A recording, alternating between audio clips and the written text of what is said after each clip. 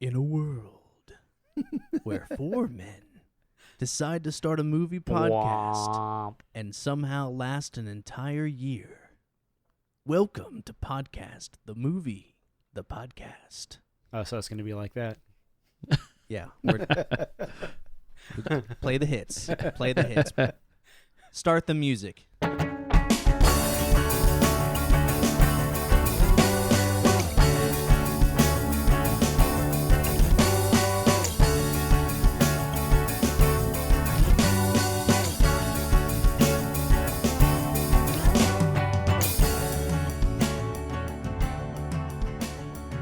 I'm just kidding. Welcome back to Podcast, the movie, the podcast, everybody.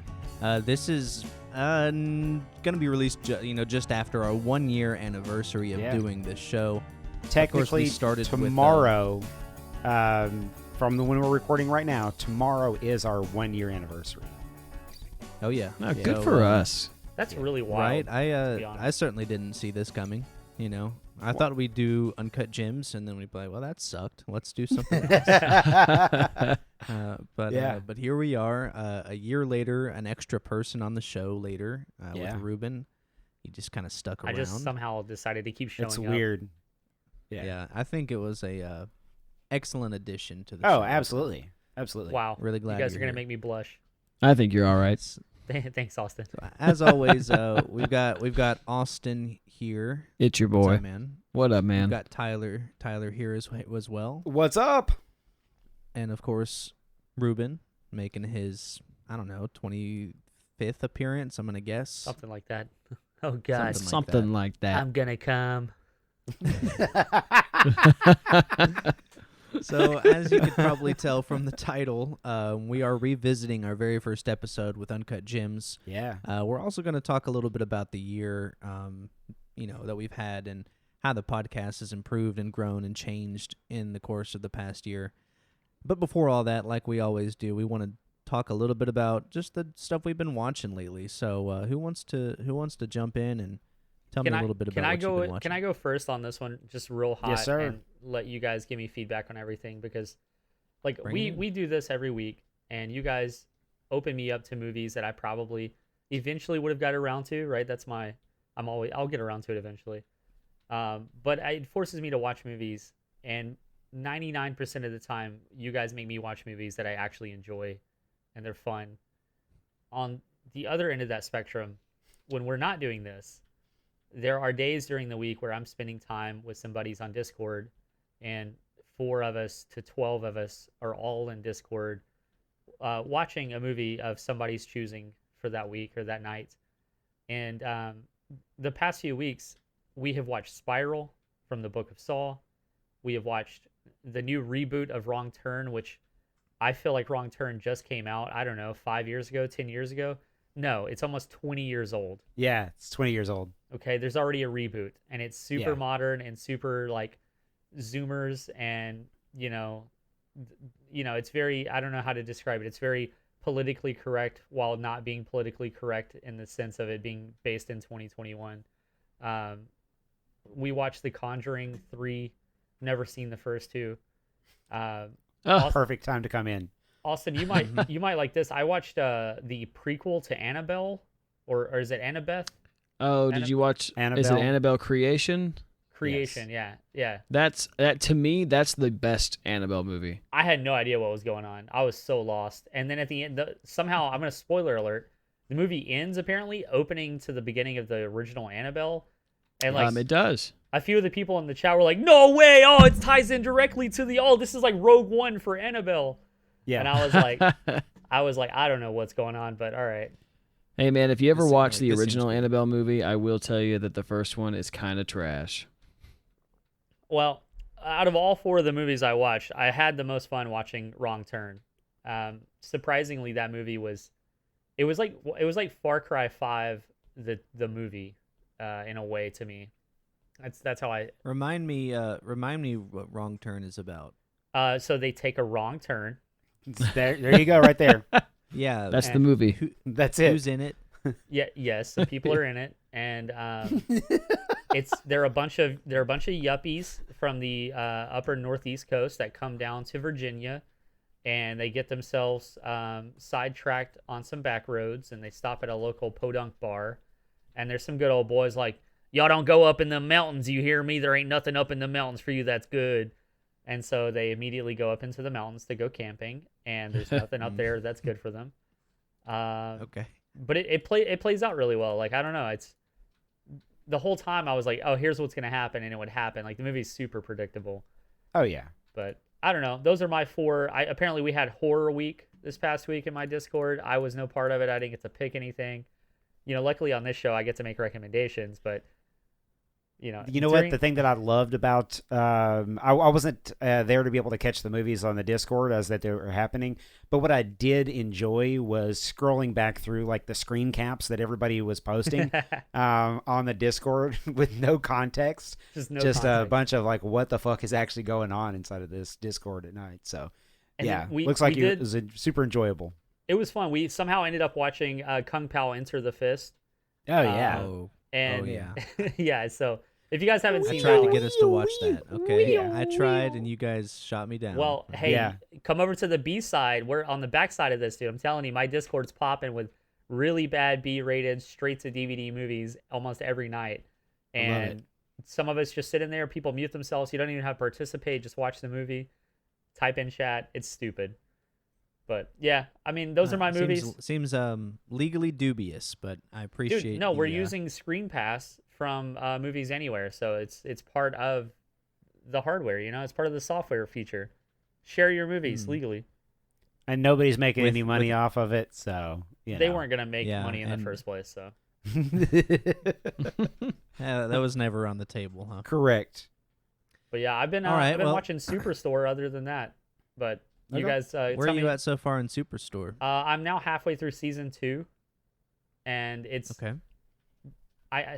It's probably now one of my favorite shows so far. I'm sure it's not as good as it's my first time watching it, right? So I'm kind of like infatuated with it right now.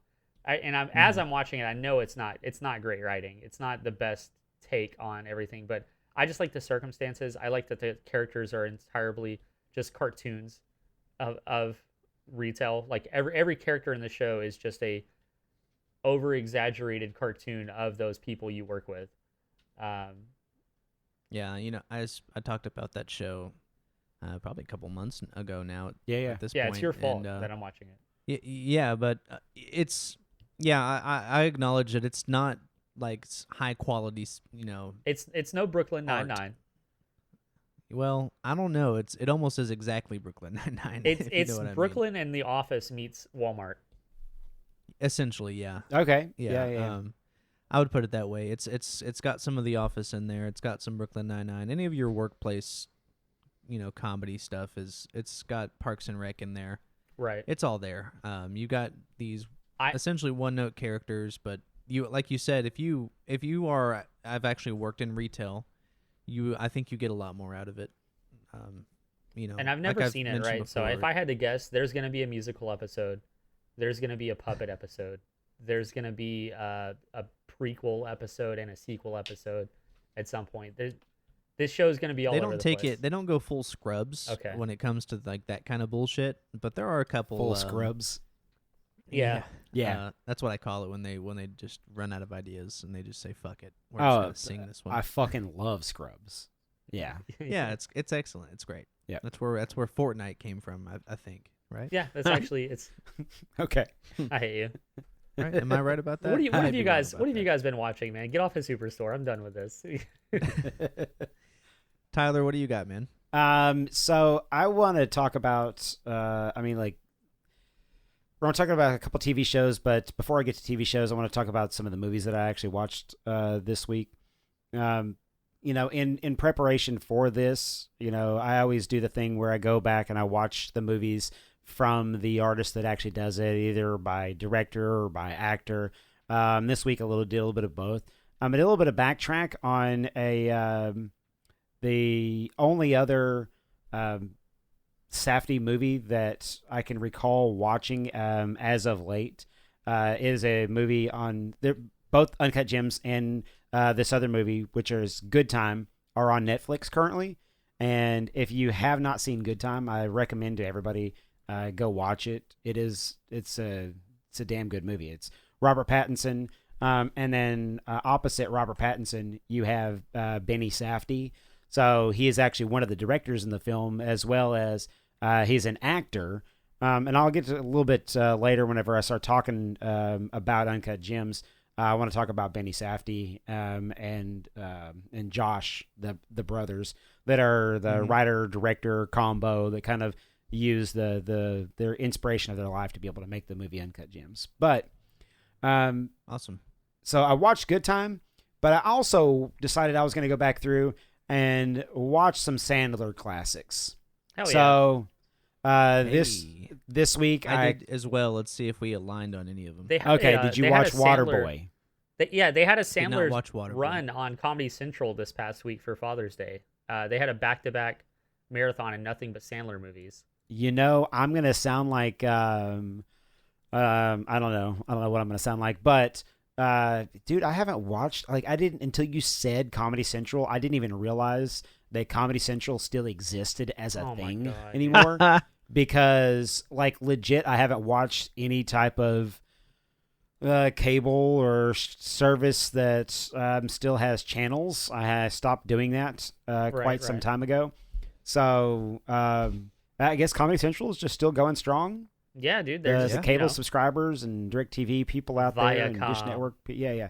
So, well, I didn't watch any of them on Comedy Central. I went out and these are movies that I own or, you know, I have through some nefarious ways that I may have acquired them many, many moons ago.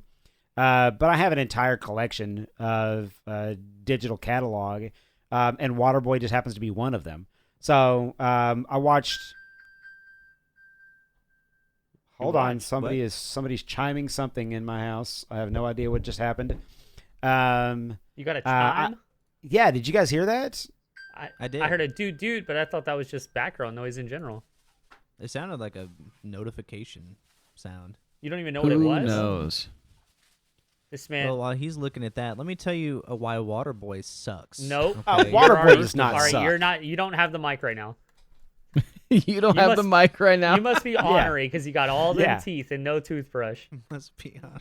Fuck you. Yeah, mute Logan from the server.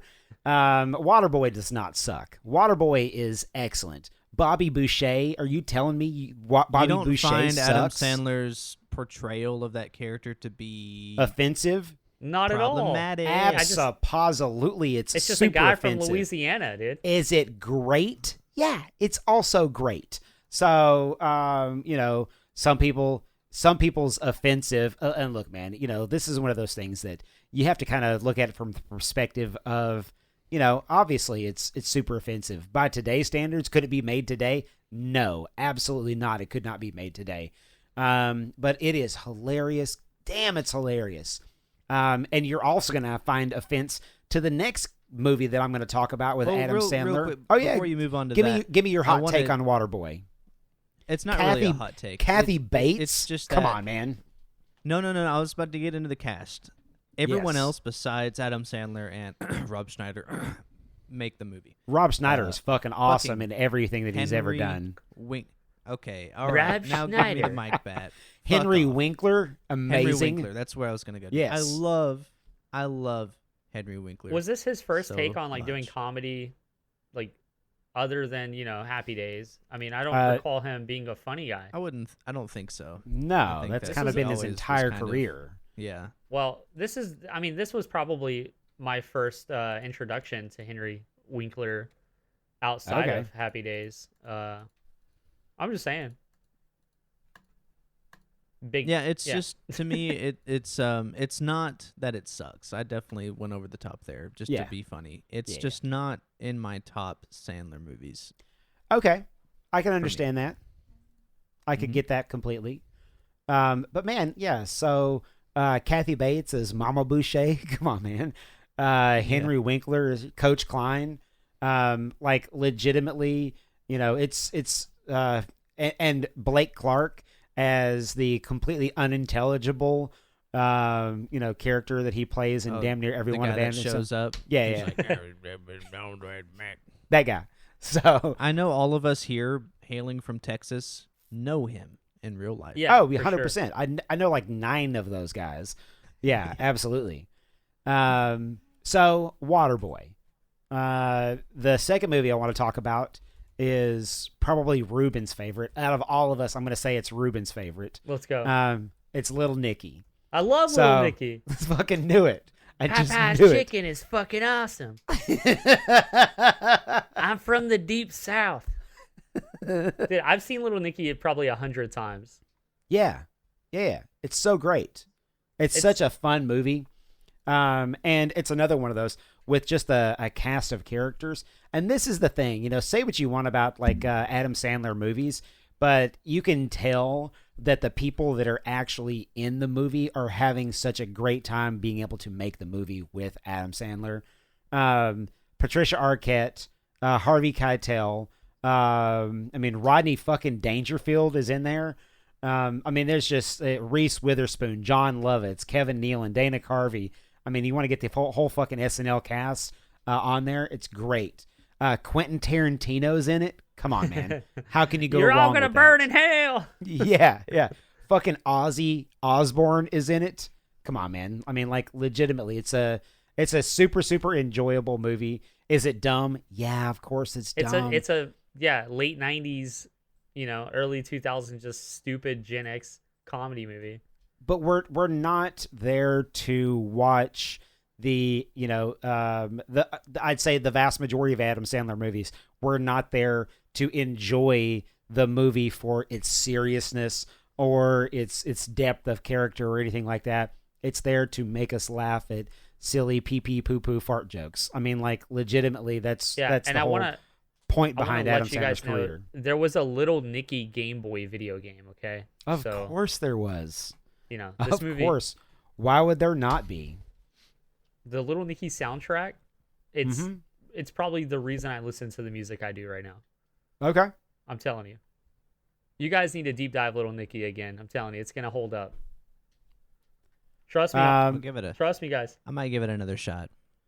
Because it's definitely not. It's the dogma of comedy. Okay.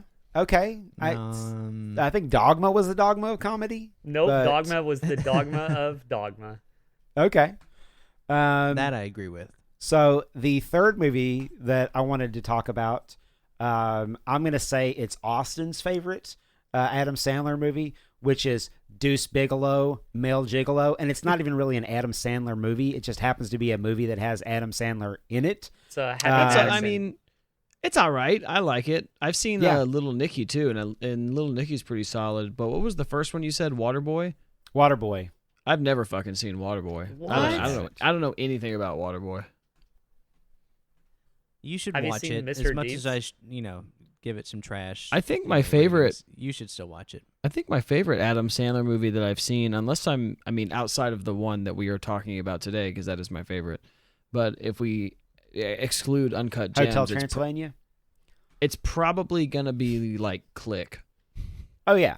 Well, that's my fourth movie. I liked that. I just the rewinding, being able to stop stuff, and then he can just do whatever the fuck he wants. It's a fun movie for me to watch. At least it was when I was young. Yeah, and look, Click actually has some Too very sad at the end though. Yeah, it has some very poignent moments to it. It was too sad though. It was a blockbuster though whenever it came out.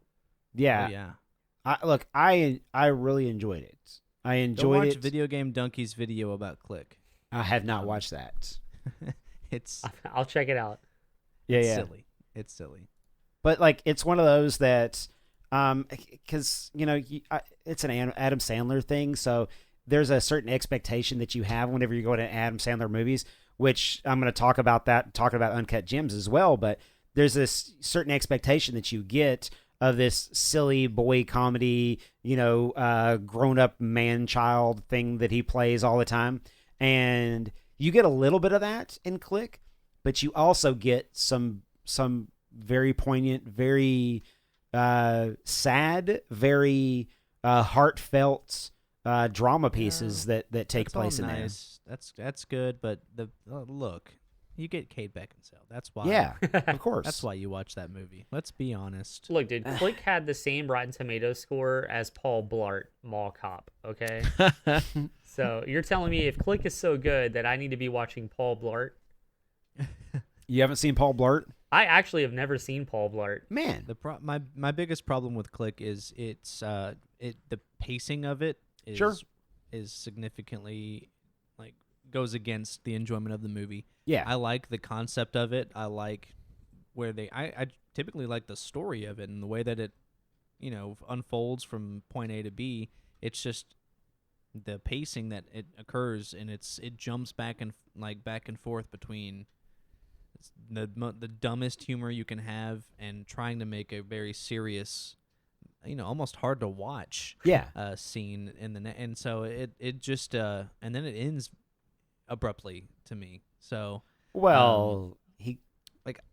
spoiler alert, but he gets his life back, and he gets to see the moments that he would have missed out on. He gets to see the things that he should probably change in his life, and he gets the opportunity to be able to do those things. But think of it like this: every story, or if you want to go back to like the tragic hero conceit of like the old classics, it's a guy who doesn't appreciate what he has, goes on a journey, and ultimately fails, and the hubris of that is the learning that you learn from it.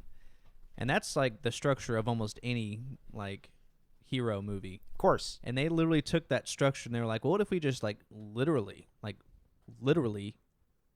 made that story, like in the most literal sense of it, where you literally rewind back to the start, having learned the lesson, and there are no consequences. And I think it definitely could have been much worse than it was. Oh yeah, sure. Absolutely. And I expected so much worse than what the end result that we actually got. And it was one of those movies that had a kind of a pleasant surprise to it, coming from what your expectation is of Adam Sandler movies to what was actually delivered. So not to belabor the point too much, the other two things I really want to talk about is everybody caught up on Loki yet? No. I watched the second episode. I haven't seen the second episode either. Oh man. Okay. Just me and Weiss. I mean, you can spoil it. It's fine. No, I'm not going to spoil it at all. No. I will say Ruben, this. you piece of trash. I will There's say not really this. anything to spoil with this episode. Loki's a bad guy. That's a good guy. The thing that I will say about the series so far is this. I have enjoyed Hiddleston's interactions with Owen Wilson.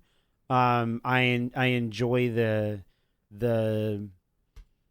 play that they have back and forth off of each other. They seem like they're enjoying acting together, and the characters are.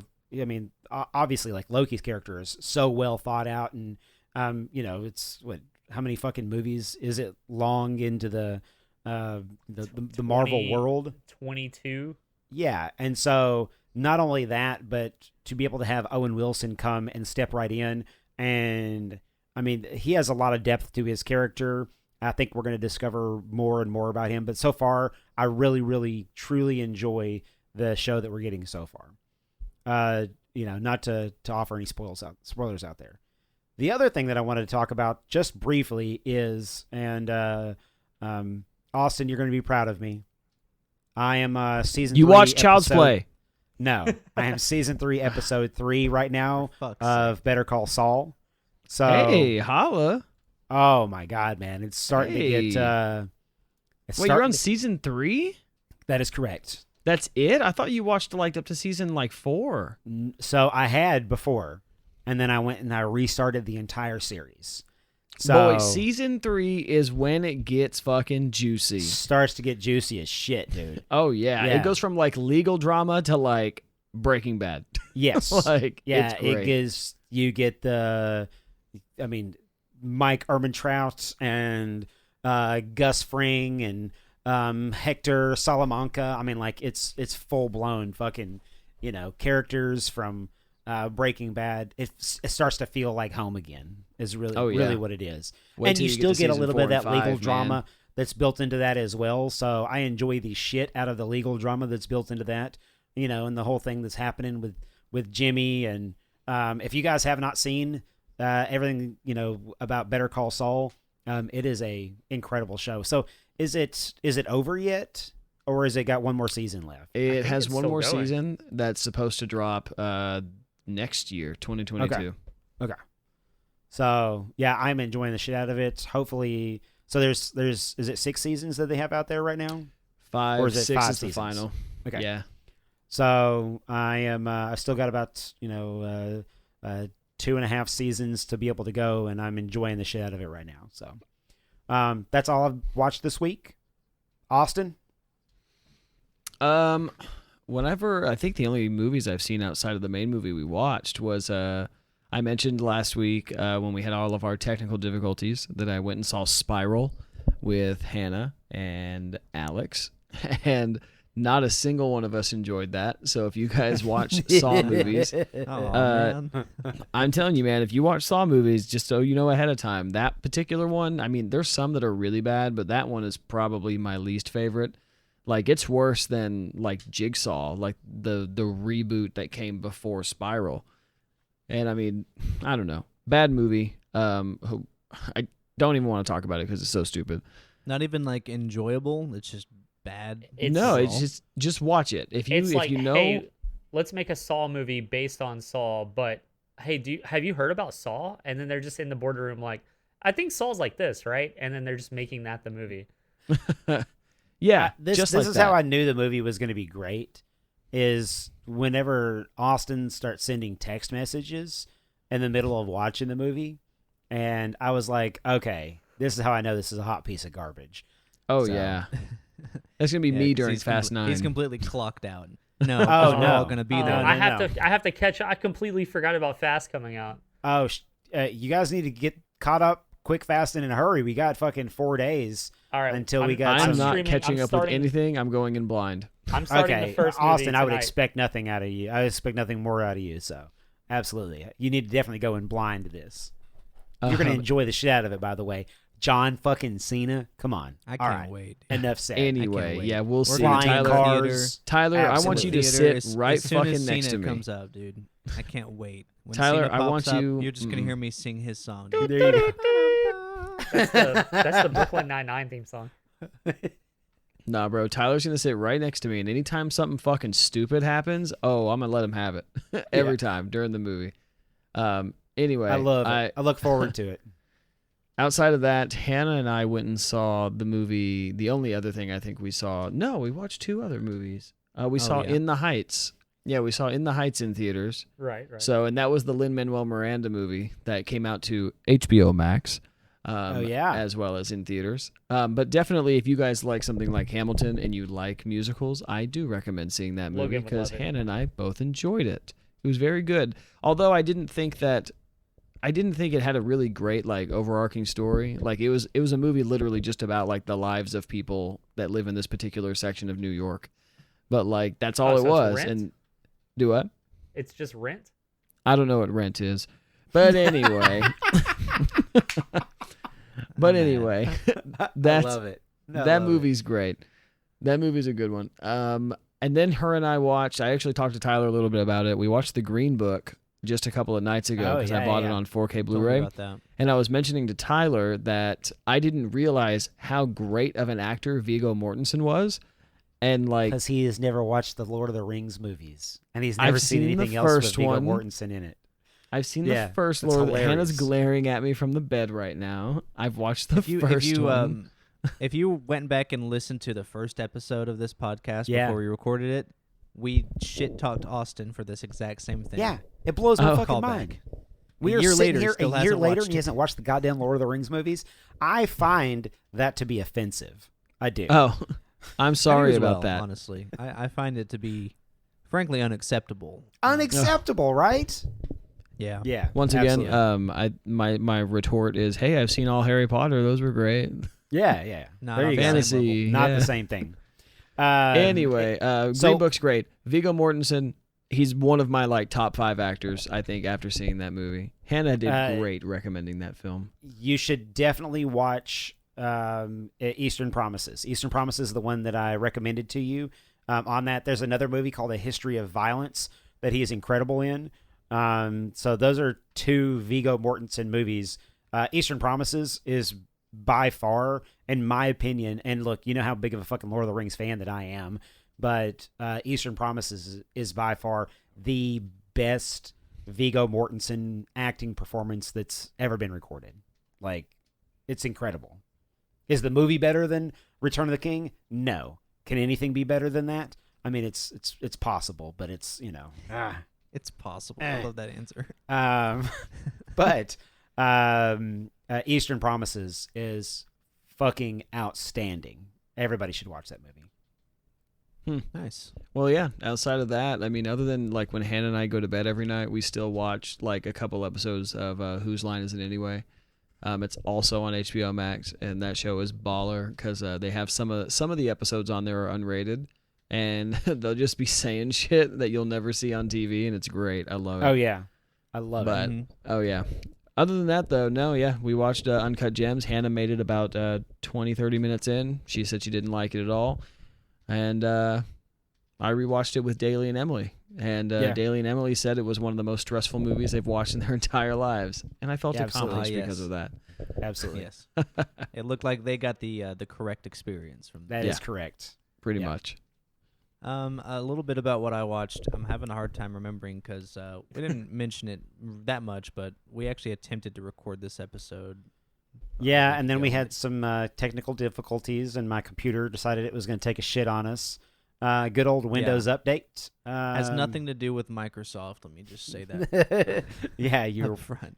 you're repping the logo right now. I had someone ask me to the other day. I wore this shirt out somewhere, and they were like, "Oh, do you work for Microsoft?" I was like, "I mean, pretty much." Yeah, I mean, might as well. Pretty Shit. much. I'm a shill. So I also watched In the Heights on HBO Max. How did you feel about it? So I already knew about it, obviously, because I'm a musical guy. And the thing with it is, up front, I enjoy it. I like the music in there. Did The you like the context beginning of it- song as much as I did? Because I thought the beginning song was like one of the best. I really liked that. Oh yeah, the beginning song is awesome. Any of the big pieces, which there are a lot of them that involve a lot of different people, are done very well in that show. The context of it coming out as a movie version in 2021 kind of takes away a little bit about what impact that musical had in the musical theater community when it came out, a decade ago. You didn't really get musicals that featured, first of all, non-white actors. You didn't really get musicals that featured non-English dialogue or singing or lyrics. It was something that was like kind of what was talked about with Hamilton a lot, where you had these, firsts or something that seemed like it was taking a step in a way that other people wouldn't want to do because of the business side of things. Like, how marketable is a show that's, sung a lot in Spanish when you're only able to see it in New York City, like it's there's some of that going on that you kind of miss out on. One thing I will say is that I actually think that Anthony Ramos is better than Lin-Manuel Miranda when it comes to the performance side of things. Are you talking about the lead guy? Yeah, Usnavi. Yeah, I thought he was good. I didn't think that his acting was super duper great, but I mean, he was good for what he was in. Yeah, I agree. Yeah, one of the things when it comes to, because he's actually, he was in Hamilton. I'm sure you recognized him. Possibly. It's not that I recognized him from Hamilton. Hannah actually told me, like, when the movie started, she was like, he was in Hamilton, and I was like, oh shit, he was. So I wouldn't have noticed on my own. No. Yeah. But yeah, he's a musical theater actor. And the thing with those guys is that most of the time they are singers first, actors second. Mm-hmm. And so you don't necessarily get the greatest dramatic performances out of musical theater actors. So I could see where you're coming from that. But he's a much better singer than Lin-Manuel Miranda is. Yeah, And you're right. He, honestly, he's got that, like, if you watch him in interviews, he's got that swag to him that Lin-Manuel does not have. And I think it helps kind of fuel the performance in the Heights a lot for me. And my favorite song is 96,000. I like that one. 96,000. big piece. Everyone gets a little bit of going in there. It's awesome. I don't know if you guys had anything, if you guys watched it as well, Tyler or Ruben, but I have not. that I've was only kind of my. only I seen haven't the watched it trailer yet. for it. Yeah, I know you guys aren't musical guys, but It's not that not a musical guy, because there are some musicals that I enjoy. You know, La La Land is the last Tyler, big Hollywood production musical that I enjoyed it. So Hannah and I also watched La La Land last week because yep. we watched it right before we watched In the Heights. That was the first time I saw that one. That one was Yep. also really good. Yeah, that was good. La La Land's awesome. I enjoyed that. Look, there are some musicals out there that I really enjoy. But then there's also some that I'm not super fond of, and especially like movie versions of different like stage musicals. I would say that I enjoyed watching Cats, just because of the sheer fucking train wreck that it was, as a CG. I don't know what that was. That was just a complete missed opportunity on 900 different directions. But they're and the same thing with like Les Mis, just depending upon like the actors that they get to be able to be in the movies. And like Hugh Jackman, he's a great singer / actor in those types of things. And then there are people that shouldn't be singers. Russell Crowe. And it's because of things like, oh my God, man. Like some people just cannot, some people are not meant to be singers, and that's just the way that it is. And do you think that your problem lies mostly in the translation to movies? I think that a lot of the times problem? that's what the because I think I'd issue agree is. with you. While you were talking, I was trying to think: is there a movie version of a musical that I enjoy at least as much or better than the show I've watched? And I cannot think of one. The closest being maybe The Sound of Music. Oh well, That yeah, comes Sound the of Music is closest. really good. Yeah, because and it's very memorable. Yeah, because I've seen it here in town. They did a performance of it about, I don't know, 5-6 years ago, probably longer than that, and it was really good. Yeah, of course. That was probably the closest I've ever seen to one coming close to it. Everything else, something gets lost in translation. Of I course, think it's yeah. hard to tell what it is, but outside of just the live show aspect of it, but in the story And telling aspect. I think of it. that a lot of those things, they present themselves way better as a something that is confined to a space on the stage, as opposed to these giant set pieces and outside, and then incorporating real world aesthetic into what is essentially just singing and dancing. And have you guys whenever seen- that's done in practice, it's a little, I don't know, it's a little off-putting. But then there are times when they get it just right. There's the Singing in the Rain pieces. There's the Sound of Music, and there's a lot of those classics that are just incredible like that. And if it's written and designed to be something that is performed in a movie from movie perspective, then it's way less egregious than if it's designed to be a stage production and then that translation onto into being a movie. I don't know. Fair enough. Good analysis. I need you guys to look, and I'll send it to you later. But there's a YouTube channel where they did High School Musical, but it's the real audio. And then I've seen that. It's just them dancing in the kitchen and hitting the pots, and it's just like, Oh, ding, ching, ching, ding, and then just like their feet scraping and like a chair sliding, and you can hear the air conditioning like humming in the background. And it's the musical, but with real audio, and it's just the funniest shit ever. There's no music, everything. Oh, okay, I gotcha. There's no music. You're not hearing them sing. Yes. It's just what it would sound like if 30 people were spinning in circles and banging it breaks pots the in hands. illusion. It really breaks the illusion a lot. Yeah, Yes, when you do that's that. great. it's the funniest shit I've ever Yeah, seen. because we used to, like, when I was in high school and I was in theater, you would do like run-throughs of different sequences or scenes where you weren't necessarily focused on the singing, you were focused on being in your place and stuff like that. And so it it was just like that, like in an actual rehearsal. Yeah. So it is very funny and awkward to not only watch but to also be a part of.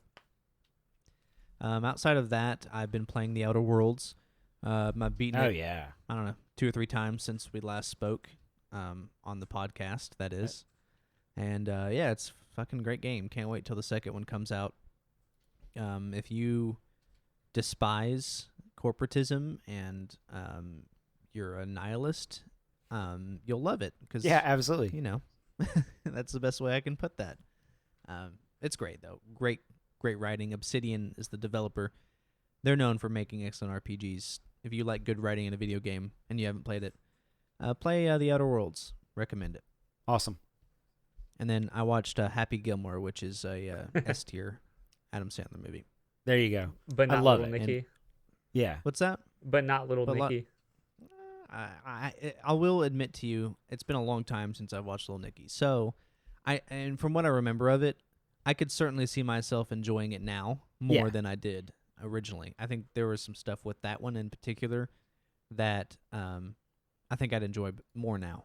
Yeah. So I need to rewatch it to officially make that declaration. But yeah, I think that's what I'm expecting. You know, I had actually gone back and watched Happy Gilmore. I was going to watch it this time, but I had already watched it previously in my lead up to watching Hubie Halloween, which is if you watch. Did any of you guys ever watch Hubie Halloween? No, No. you Still described it to me, still and I never thought, watched it. don't want it. It's super silly, super funny. And it incorporates a bunch of characters from other Adam Sandler films. Specifically, it starts off with Ben Stiller's character from Happy Gilmore, the one from the retirement community, and he's just Get you a warm glass to shut the hell up. yeah, that's exactly that character. So, Nice. but yeah, Outside of that, I think that's pretty much all I watched in addition to Uncut Gems. awesome. Pretty much it for me. So do you guys want to go ahead and start trying to talk about the movie So at this point? the only thing I really wanted to talk about before we actually get to the movie, look, we spent so much time talking about the movie the very first time that we did this. I'm very interested in getting Ruben's perspective on it. Yep. The other thing that I really want to talk about is, man, the last year. I mean, like, we have legit. So this is episode number 51, and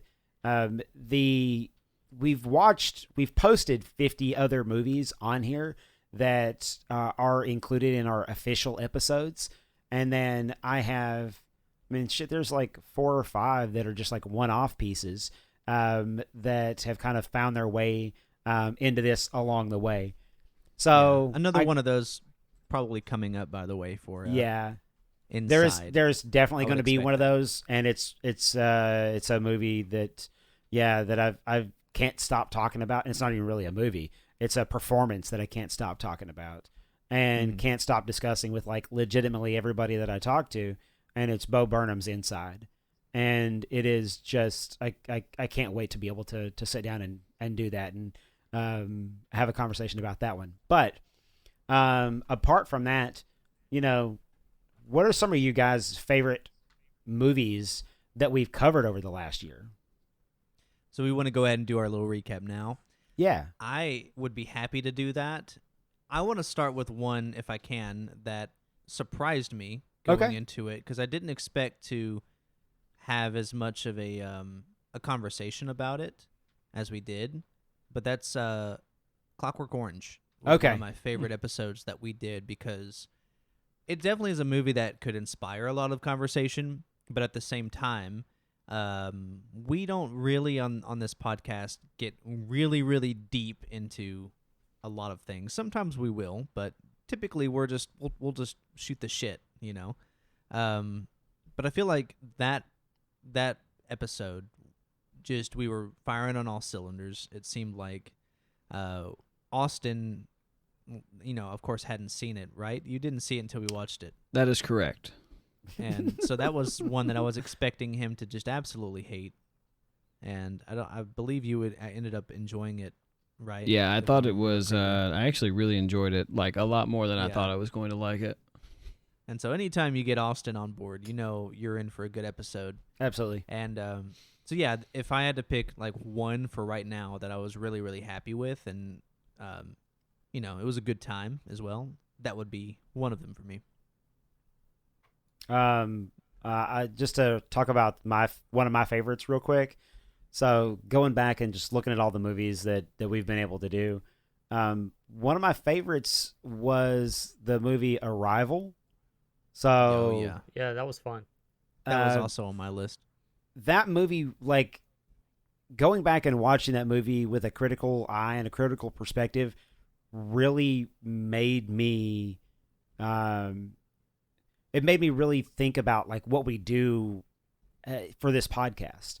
The ability to be able to look at something from not just the perspective of one and done, but the rewatchable aspect of the film. And it's one of those that on second watch and third watch and then in fourth watch, like the depth that you get out of the meaning behind it, the characters, and just everything that goes into that. And it's one of those, I mean, shit, that was pretty early into the Ruben episodes, and it was just I really felt like we kind of clicked really, really hard on that right there. And just as a group, I don't think Austin was actually here for that one. Austin, were you Nope. here for the? Yeah, I was about Nope. to say. I think that's So- why one of the reasons we brought Ruben in Yeah, was and in that early time. it was I don't know, man. It just it hit me differently. The multiple different viewings of that movie, and it became shit. And I believe even in that episode, Logan, you talked about how it became like one of your favorite movies at that particular point in time. I mean, I was about to bring that up. Yeah. I hadn't seen it prior to that, and somehow it got past me. Yeah. And after watching it, I was like, this really is now one of my favorite movies I've ever seen, especially in sci-fi. It's Yes. definitely up there. Yes. I think part of that too, because it goes back to the Clockwork Orange episode, is expectations. Going into it, I didn't know exactly what to expect, and whenever you are watching something for the first time and it really clicks with you, you're gonna have the best kind of discussion, and you're gonna get the most into it.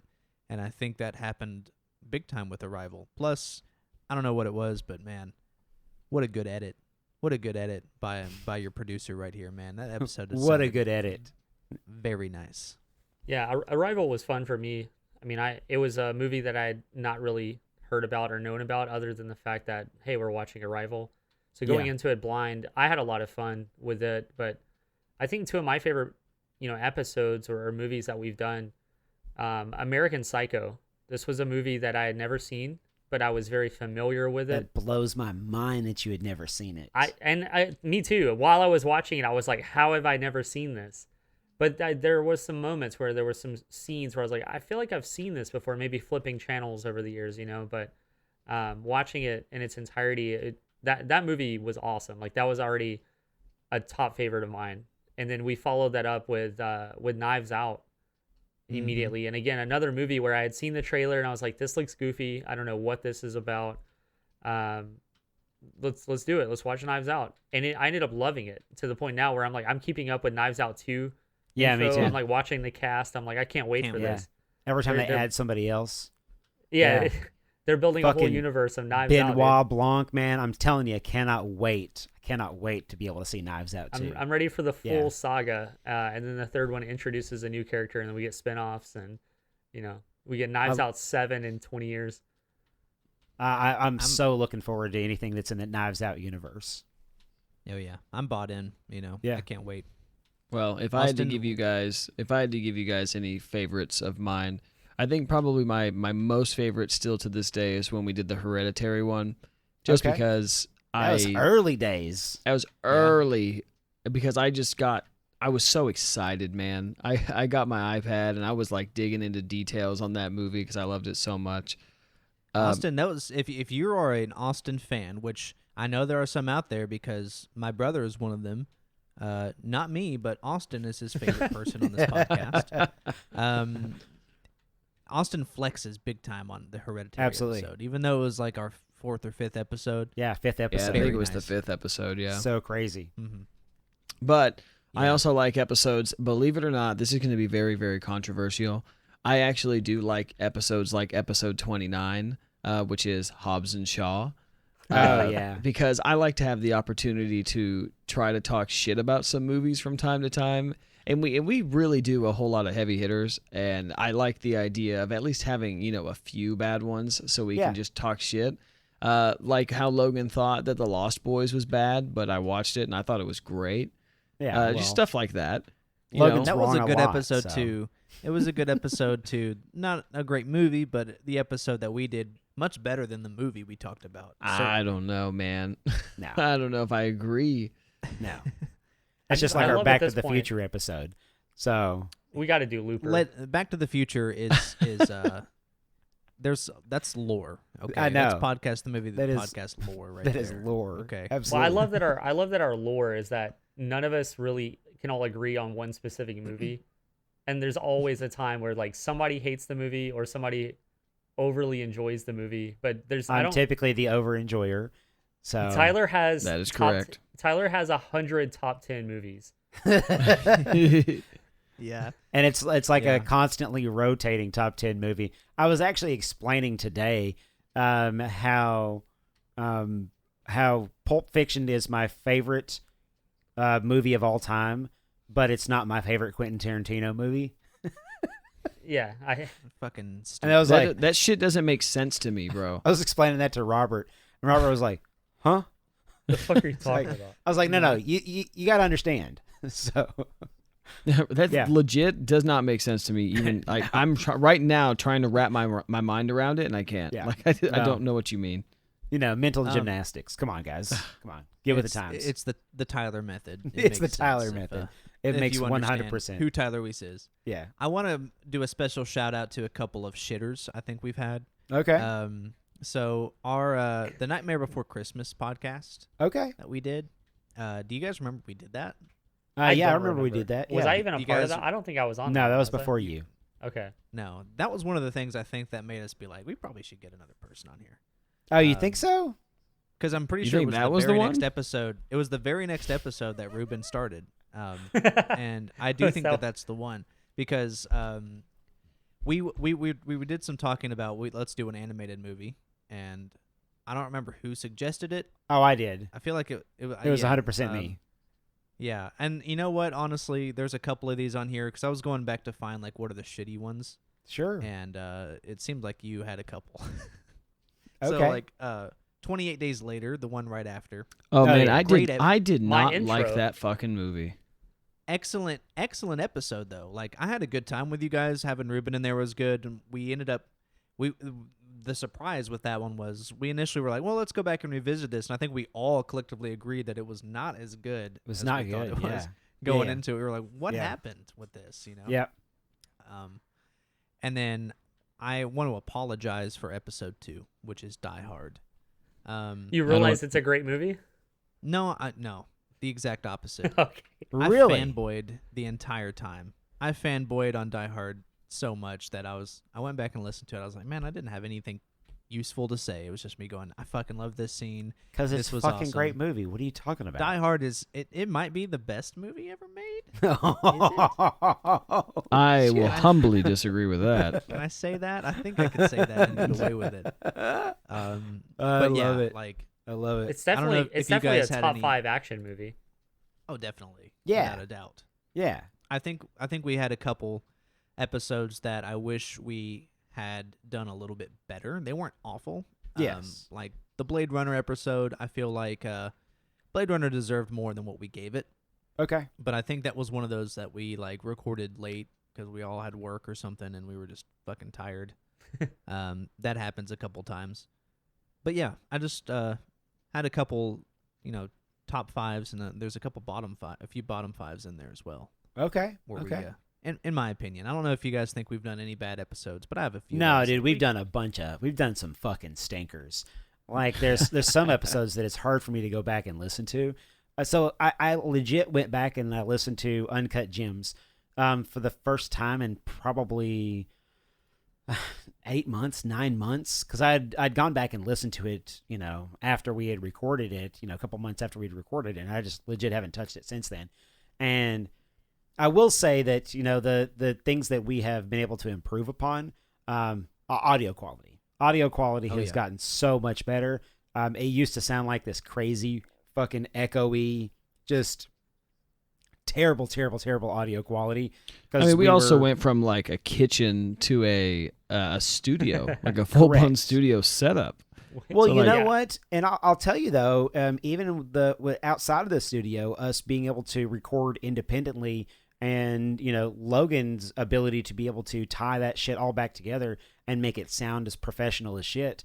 I mean, that's I've gotten multiple compliments about the fact that we sound like we're a super professional level podcast, and a lot of these are just practically just fucking Zoom calls. So we're just, and I also love the comments we get with like, wow, you guys have a podcast? Wow, it sounds like a real podcast. Yeah, and I'm like, we're just talking. I don't. Yeah. What does that mean? What do you mean by that? What are real podcasts? Why don't we qualify? We're almost at 10,000. Yeah, we're almost at 10,000 downloads, man. Well, and I will tell you that at first we did not sound like a real podcast. At first we sounded like a couple of guys that were sitting in Austin's kitchen. Right after trying our fucking best, made us some type of chicken meal. Austin, would you guys like some hot chocolate?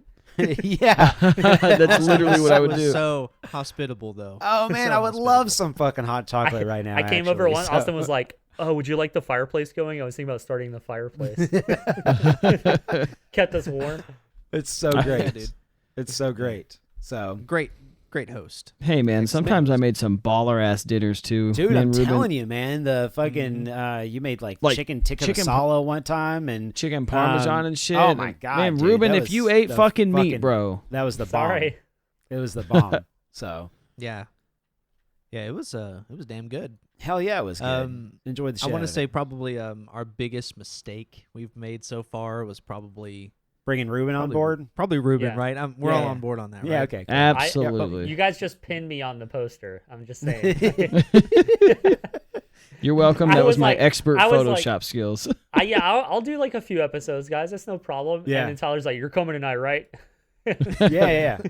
And all of a sudden he's a part of it. It's great. I tell you what, though, man. I mean, like the last year has been super, super enjoyable being able to do this. And I feel like during the times when, COVID was the only thing that was happening in the world, it allowed us to be able to get some type of outside perspective and spend some time focusing on something that wasn't about sickness and death and just, the world being turned topsy-turvy. And it allowed us to be able to get super, super introspective on movies and what they mean to us and the importance that they play throughout our lives. I mean, that's what I was able to bring to that. So, and I'm glad that it brought us. I mean, shit. I feel like the last year we've gotten way closer as friends, and I understand Discord now. Fuck, it took a long time to be able to get there. That was a battle early on. Yeah. He was like, how do I... I remember the first time I think we ever did it was on the Black Panther episode. Okay. Oh, that was a least favorite episode for me. It was a pretty shitty episode. Just off of sound quality alone. The conversations that we had were great, honestly. Like, we were clicking really good that night, but man... The Logan sounded so crispy, and me and Tyler were the most hollow sounding sons of bitches I've ever heard. Yeah, they were like sharing a single mic, like having to sit right on top of each other. It was so bad because it's all we fucking had, bro. Yeah, yeah. And so on that note too, if you've been here since the beginning, or even since just the last episode, or even if you're still this far into this episode. Yeah. Honestly, yeah, because this episode's probably shaping up to be a shitter as well. This is podcast the movie, the podcast, the clips episode. This is the Friends episode where they just show every other season. It in and yeah, we're just phoning it in, just trying to kill time. But for real though, I appreciate you guys. 100%. I expected us to have this has been fun. 3 people that watch and download, and then they're all our friends, and that's it. And we certainly have had some ups and downs, and of course. we are not, and things are going okay right now. But I appreciate it so much. It's definitely more than ever. I honestly thought like we'd do a couple episodes and quit because we'd be like, no one's listening. We don't give a shit. It's not fun. Dude, and we're here we 10,000 downloads later. I mean, this is isn't that crazy? 10,000 a year, dude. We only Fuck you, Joe And Rogan. you know, man. he gets that in 10 minutes. Yeah. Look, guys. I mean, the fact that like legitimately we have listeners from all over the world. We've got people all over the United States and all over the world that have downloaded our podcast, and that. I don't know. It's something I could say that I'm definitely proud of that we've been able to create over the last year. So, not for nothing. It's wild. I gotta give Tyler, man, I gotta give Tyler a lot of credit though, because like this podcast probably would not be where it's at today if it wasn't for him keeping up with our weekly ass schedule every fucking week for a year.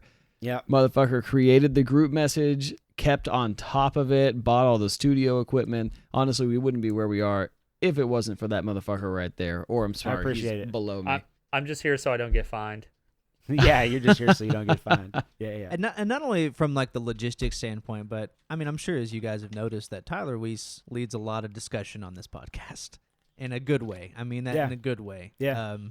There's times where like tonight where I kind of feel like shit. Like Bo Burnham said in his special, I feel like shit.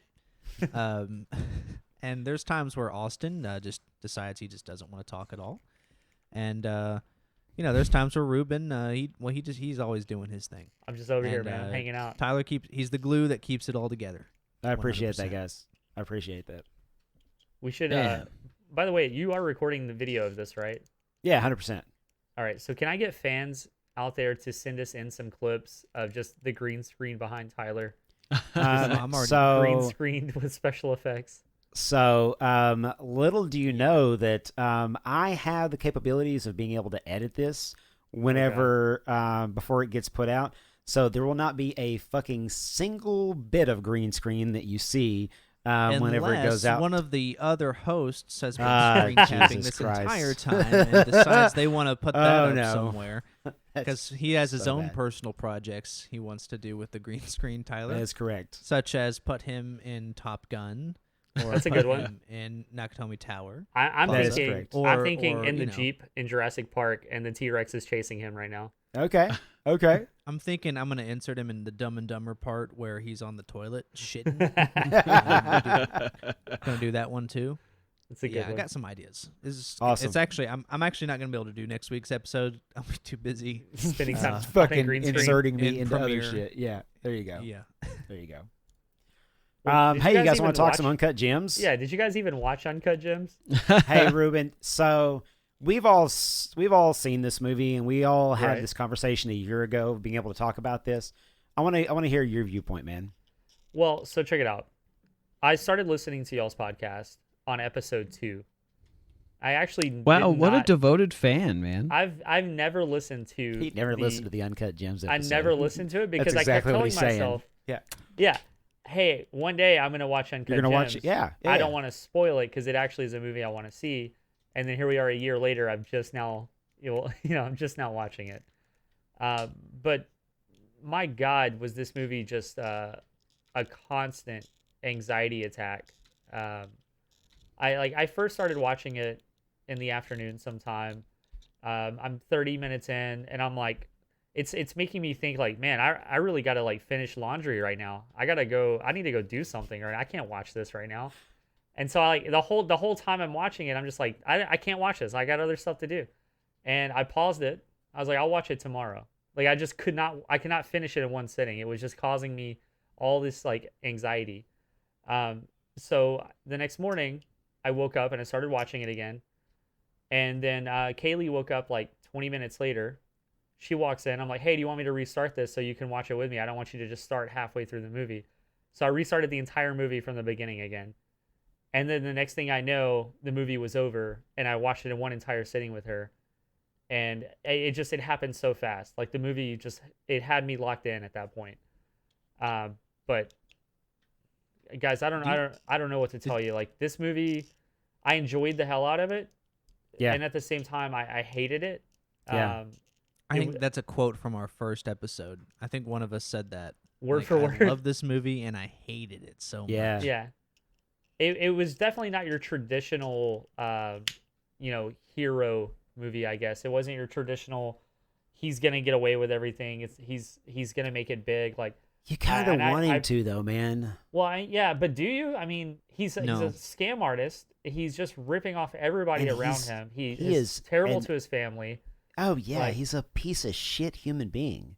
Yeah. But he's like, I don't know. There's still a part of me that kind of roots for the bad guy in that. I mean, and like of the bad guys that you have in this, he's like the least bad of the bad guys. Is he though? I mean, Flawless, the other jeweler, was just like he let him take the Weeknd's necklace, and he was Yeah. gonna come get it like that weekend. He'd already gotten rid of it. Like that guy He wasn't didn't a bad get guy. rid of it.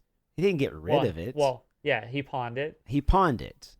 right? That's what he does. He pawns Yeah. other people's shit, makes a little bit of money off of it, goes and decides he's going to gamble all that money away. Yeah, Howard Ratner is a fucking piece of shit human being. Right. I think it's so.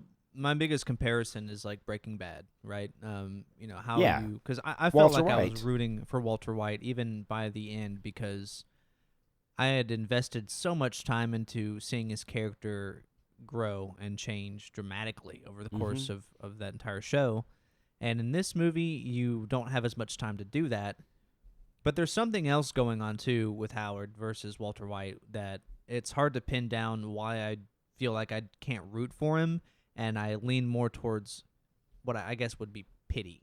So I don't necessarily want him to succeed, but I feel upset at watching, I feel sadness watching him get fucking bullied in the car and naked and locked in the fucking trunk and where he's crying after he got his ass whooped and then of course the ending.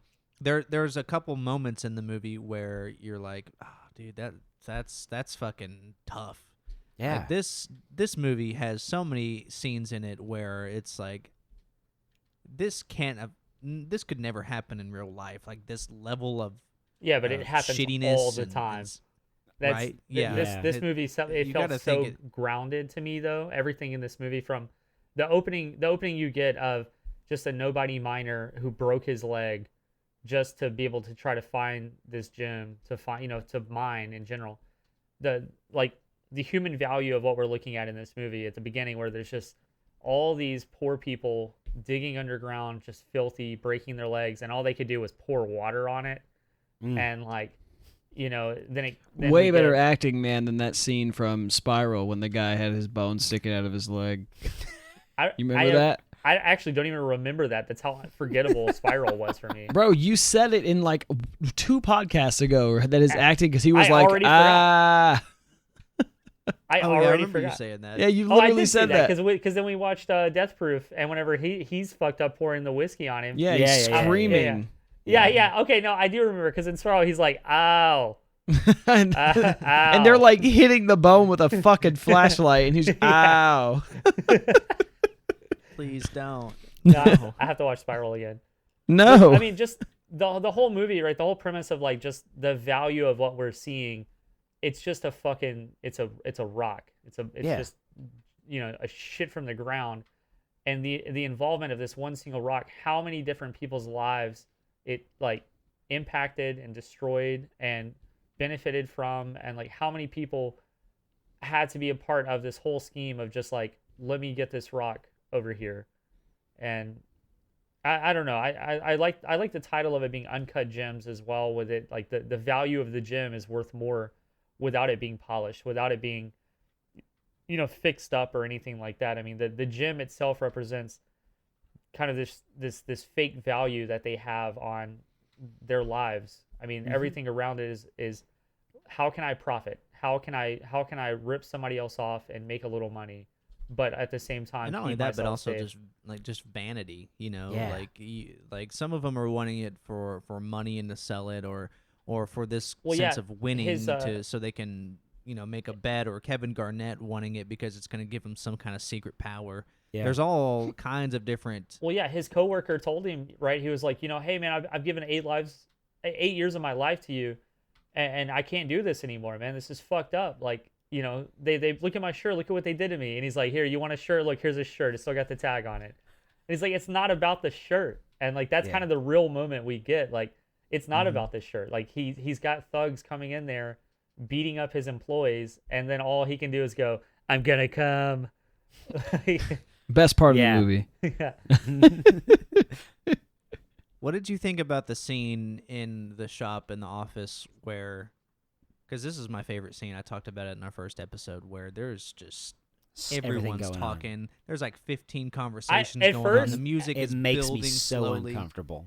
It does too. At first, I thought it was a bad edit when I'm watching Yeah. it. I was like, I can't understand I don't know what's going on. But that's kind of the point. It's building up this like it's chaos, right? There's just too many people in there. Everybody's over talking each other. There's no real conversations being had. Everyone's so just much yelling is going on, and this chaos and madness, and Howard's back and forth between everybody and KG and Damani and fucking people are killing God, fish. There's just a lot happening. There's a lot happening, and it's all like building up to hey, sequence. Don't lean on that. Don't lean on that. Don't lean on that. And then it just cuts to the immediate glass breaking, and everybody gets quiet. Like that whole build up in that scene was awesome. Oh yeah, I loved that scene so much.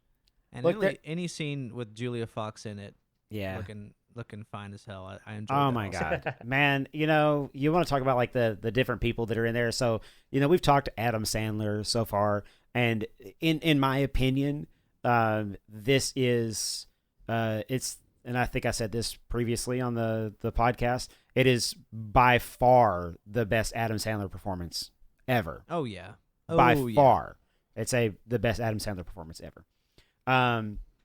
The other actors that are in there, dude, Julia Fox. I mean, apart from being just compelling as hell, incredibly beautiful, just her acting, the performance of the character, and her portrayal of Julia in this is just it's mind blowing. It really is.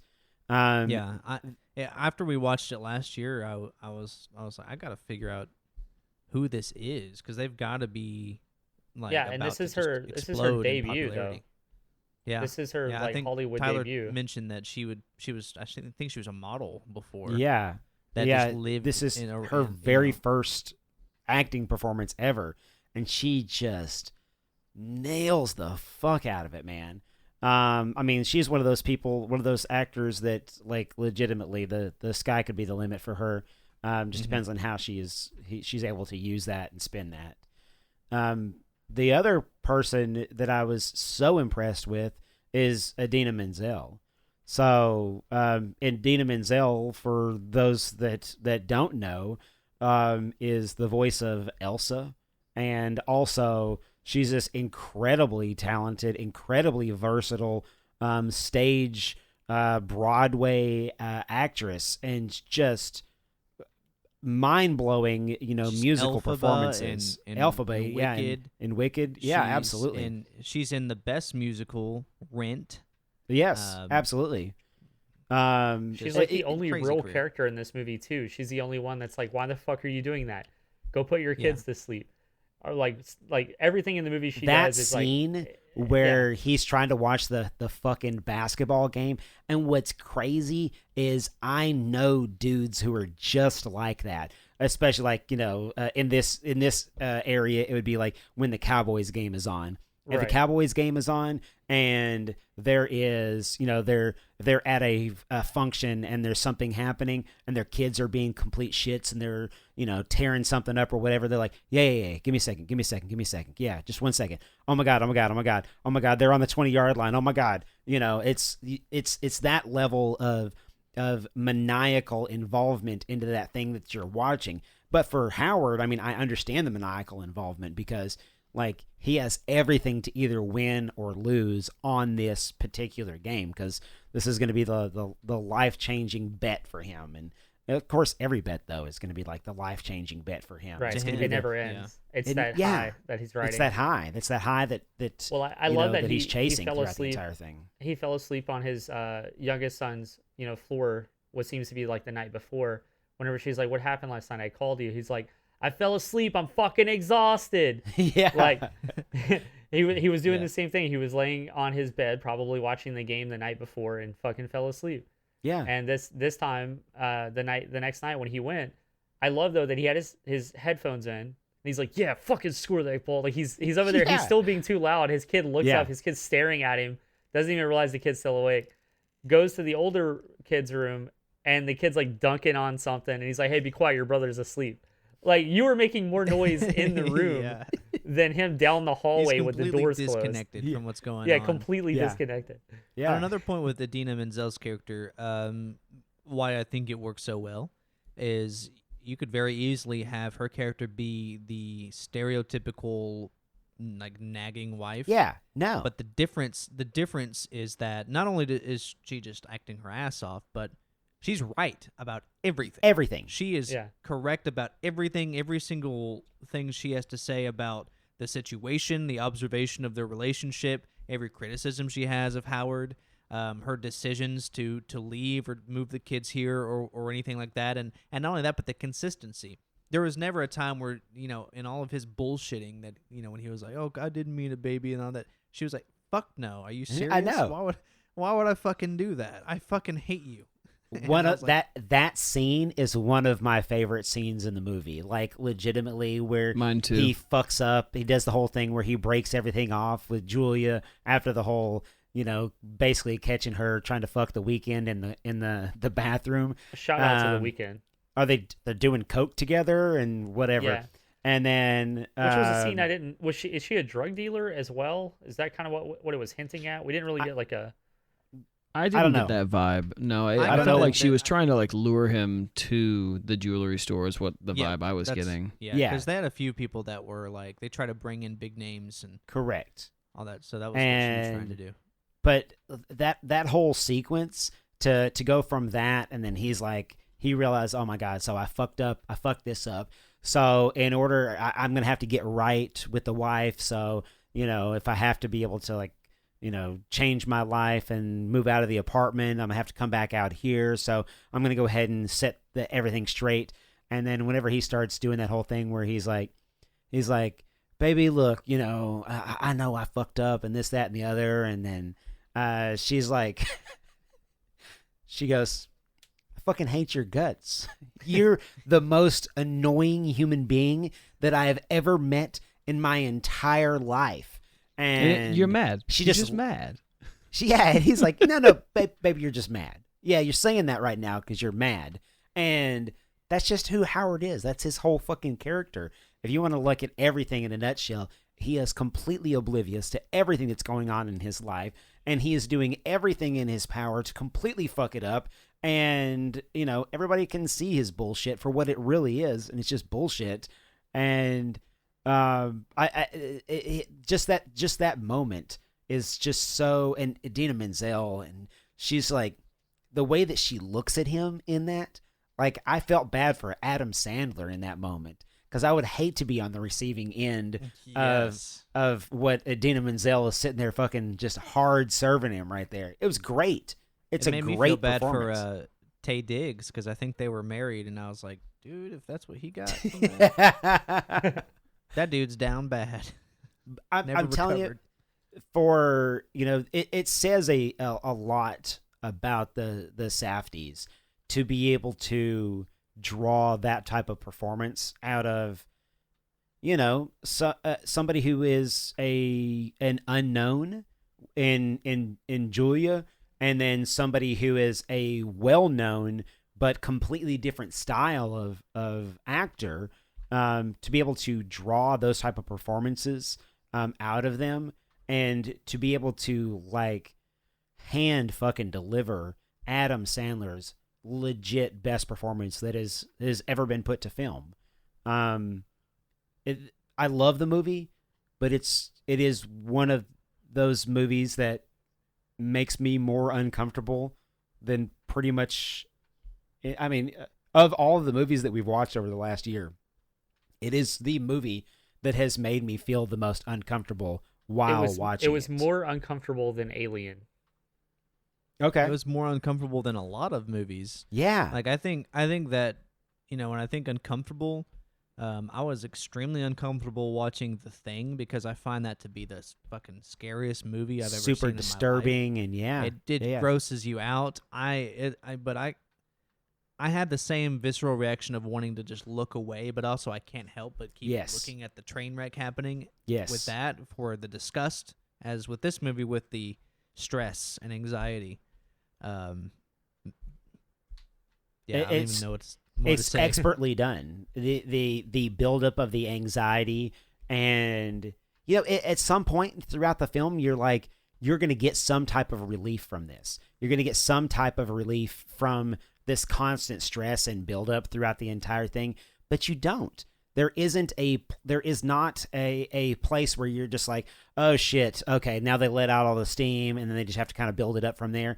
It is constant throughout the entire thing, all the way until the end.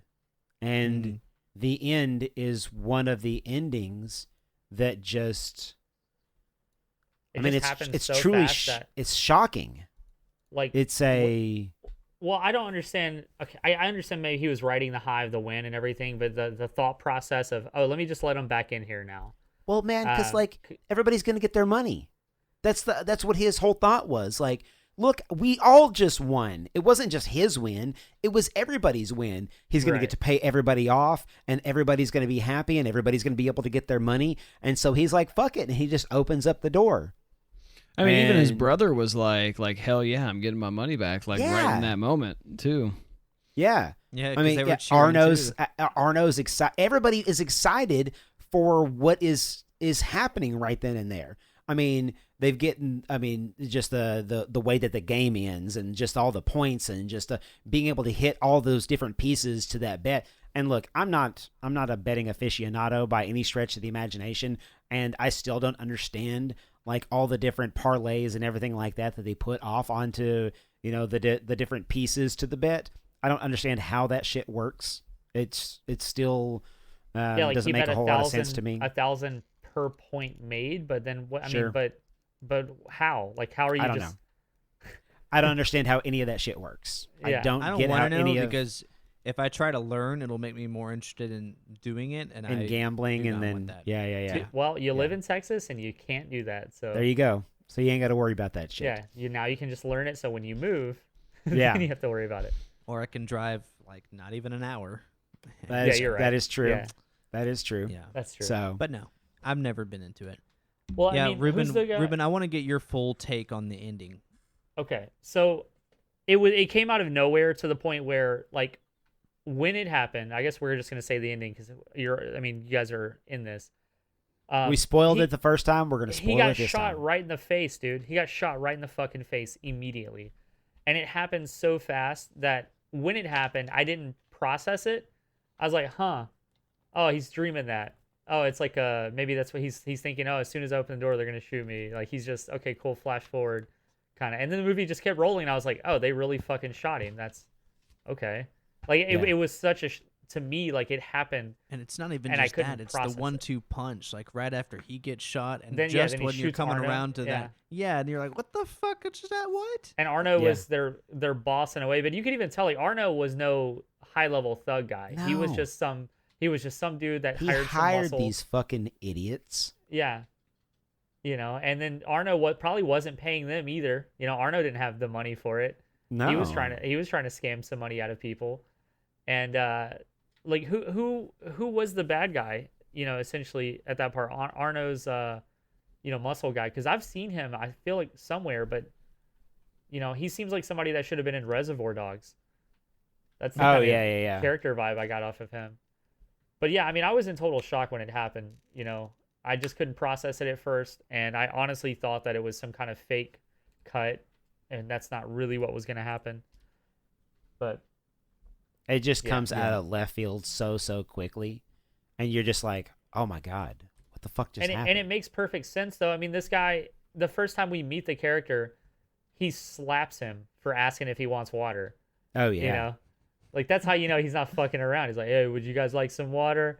Pop, I said I want no fucking water. Like, you know, he's not messing around, dude. Oh yeah. He even pointed a gun at him while he was in the glass cage, you know? And think about that whole aspect, too. We were building up to the door slowly getting worse and worse throughout the movie, too.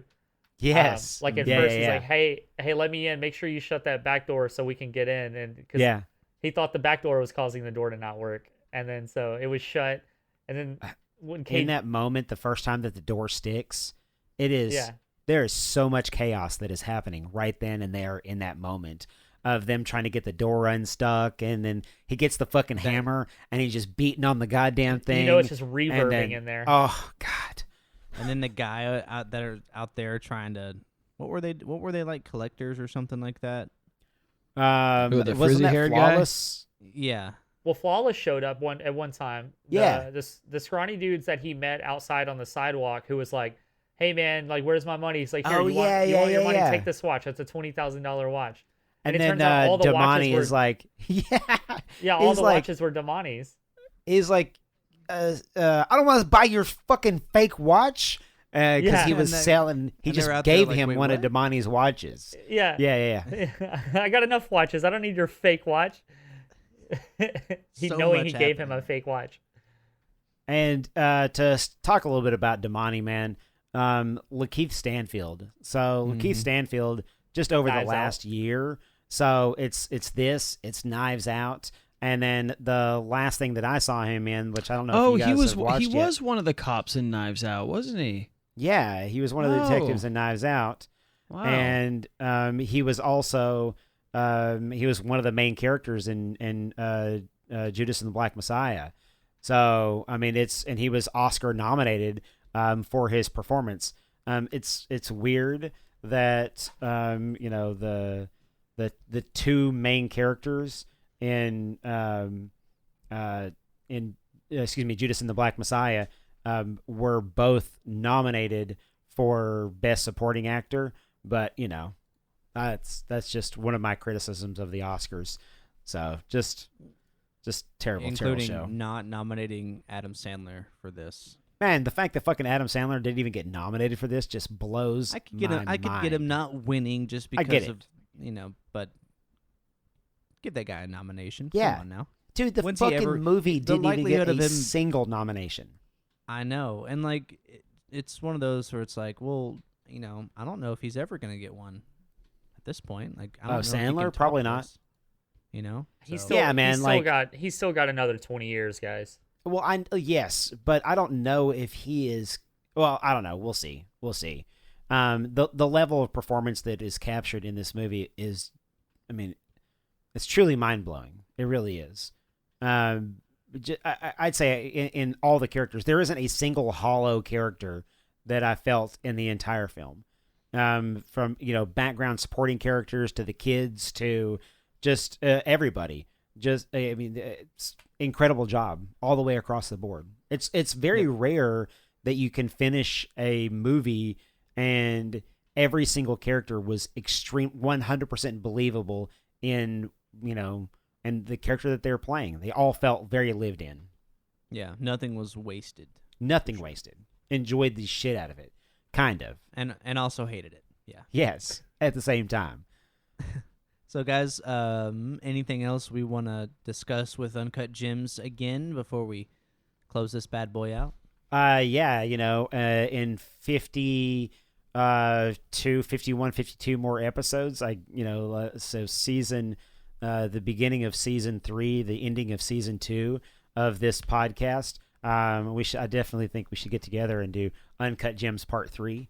So. Why did we have to start with Uncut Gems and force us to have to relive this experience every year? That was a huge oversight. It a huge oversight. Absolutely. We fucked up. But yeah, maybe we should start a reoccurring Adam Sandler series where we go back and we watch, Billy Madison and Happy Gilmore and everything. Oh, I just did. So I don't even. We don't No, have we to do it. that. We do it on podcast. Every Yeah, I know. every 30th movie is an Adam Sandler movie. I I don't know. No. I got nothing. No, I think with the 10th, every 10th is a Quentin Tarantino. Look, I've already said this. When we get to episode 100, I think we should stop because, Just be done. Quentin Tarantino's not going to make any more movies after that. And so, And then we end come on a out of fucking retirement when he does. Yeah, absolutely. Yeah, we'll bring it back. Podcast the movie, the podcast on the. We'll do at least 10 more episodes, and then we have to stop on the 11th Well, one. based so. on the pace we're on, he won't have that movie done by the time we get to 100. Oh, that's true. That is right? true. I mean, unless some kind of magical twist of fate happens where something is announced and it could happen. Imagine how just fucking perfect it would be. Oh yeah. If his new movie was released right around the time of our 100th episode, that'd be amazing. We go see it in the theaters and It then very well could immediately happen. record the podcast. We go to the And premiere in then- California, dude. There We you could go. all There- out. If the stars align That's it right there. in such a way, I make a commitment right now Let's that do I will this. go to the premiere. Yes. I will pay whatever it takes to go there. 'Cause Let's it do would this. It'd be worth it. Mm-hmm. Yeah. If we haven't Don't you, sunken don't back you have into to be another invited COVID to nightmare. premieres? No, I no, can no. get invited. I can get invited if I need to be. Okay. The only movie premiere that I ever went to in Hollywood was I went to the premiere of Mission Impossible. I went to the opening night of Mission Impossible at the Man's Theater, the Man's Chinese Theater, and it was fucking awesome. Red carpet, the whole 9 yards. It was great. Somehow, That's I sweet. just. How did you just- go? He just walked in. Yeah, they legit they had it open to just a specific number of people that could actually go into that, and they let general public be able to go up there and watch the movie. This was in was this 96? So yeah, it was fucking awesome. Hell yeah. Well, guys, we got to start thinking about what we're going to be doing next week. Oh, All I've, right. I've, Well, I've already got I thought we decided for I you thought we guys. had it planned. We Yeah, I gotta already kick got off decided for season you guys. 2. You guys ready for this? You guys ready for this? Oh, it's something stupid. No, it's not something stupid. It's a movie that everybody loves, everybody enjoys. Austin probably hasn't seen. I know he hasn't, but if there's no way that Austin doesn't like this movie. That There's is no way. correct. That is correct. Oh, is it? I know what it is. Yeah, you know what it is. I've already been talking about it. I think that we're all in agreement. So everybody just No, we're say not. everybody We're just not. say yes simultaneously. Here we go. You ready? Next week we're watching The Big Lebowski. Yes. Yes. Everybody All must right. abide. You must abide. The All dude right. abides. I've never seen it, so I don't care. That catchphrase works so well in this situation. The dude abides.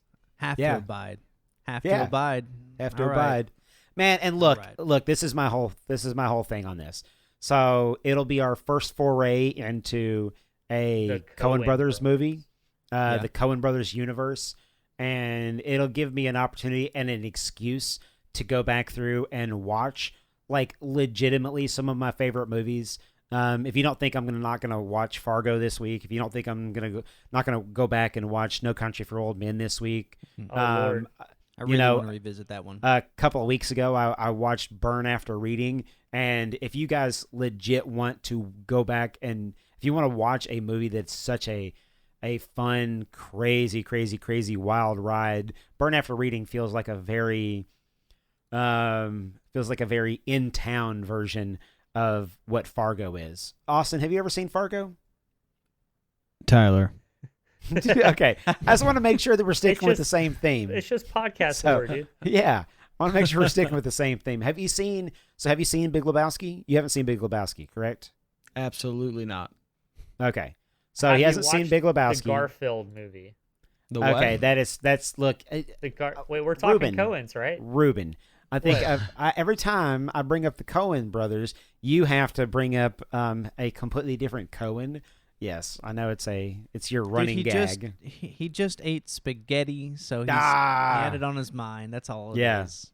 You know. It's lasagna. What are you talking about? It's the same thing. That is not okay, the same thing. It's either Whoa, noodly dude. or it's not. Okay, it's the same noodly or thing. It's not. It's exactly the You same know, thing. it's But yeah, man, like legitimately, Fargo, incredible movie, Oscar winner. No Country for Old Men, Oscar winner. Even if you go back and you watch like True Grit, their remake of True Grit is Grit's awesome. fucking phenomenal. Yeah, if you want to see True Grit. If that you was want one to of see the first movies I bought on Blu-ray. Oh man, it's just a great fucking movie, and it's you get to see the actors that they work with from a completely different perspective. I love the Coen brothers. Go all the way back. Let's do Miller's Crossing. Let's start with Big Lebowski. Big Lebowski. Okay. Fuck yeah. We'll start with that next week. Absolutely. And so we don't want to do too much discussion because I actually want to kind of pull a Weiss, and I'm gonna watch a few of them because we haven't, like you said, we haven't done any of their movies yet. I know. All Isn't right, it just take it fucking easy, crazy man. that we haven't done any of their movies? That is surprising. Seems actually. odd. Yeah, so I'm gonna seems try to odd. watch at least a couple of them. I can't hit the same quota that Tyler is going to. I just can't. It's just not gonna happen. Yeah. But I'll give it the old college try. There you go. I recommend All right. everybody watch Big Lebowski and at least one other Coen Brothers movies over the next week. And come back. We'll discuss a week from today. Awesome. Coen Brothers. Well, gentlemen, happy anniversary. Happy anniversary, guys. Happy anniversary, boys. To all you listeners out there, happy anniversary to you as well. Thanks for sticking around with us. Wait, Check before us they out. go, before the listeners go, can you just remind them how to reach out to us and maybe where to view more information about us? Oh, a patented plug for the end of the episode. Well, I'd be happy to do that. Ladies and gentlemen, if you'd like to wish us a happy anniversary, shoot us an email at podcastmoviepodcast@gmail.com. If you want to check out all of the other episodes, including the first episode we did of this podcast covering Uncut Gems, you probably shouldn't, but you can find that on podcastmoviepodcast.com. In addition to all of our other episodes, our links to our social media will be on there, as well as our Patreon, which we do have, which you can get, some bonus episodes. Maybe, probably not, but that'll grow as we We're go working along. on that. We're working on that. Working on It's that. a year We in should just progress. let's just bring in like a B team, just a complete B team that just does that on its own. It's not even There you us. Weiss Productions. People Yeah. would love to pay for something that they don't even necessarily like. There you go. And I think that's about it, guys. We'll see you next week. See you next week. Bye. See you later, guys.